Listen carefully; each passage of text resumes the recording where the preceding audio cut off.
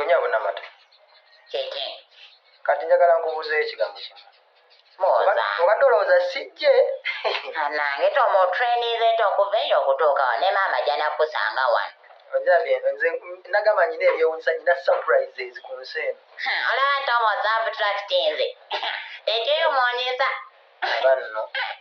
Kali nogamba ebigambo bino. Kiki. Kubidde nga amasimu nga togakwata ngonzija nako gwe namata. Ate oba obadde onkubira nze nga sigiraba. Nga togiraba okubidde Sharifu okubidde buli kiki kyoyagala namata. Tomu toyogera Tomu nagamba teekako Princess Namata nze Princess Namata Tomu nze Princess Namata. Kale nkulayirira amazima awo namugulu so addisaako nga nze wano ebyo bibadde onvibirabibirawo ku masimu. Ate awo tomireke.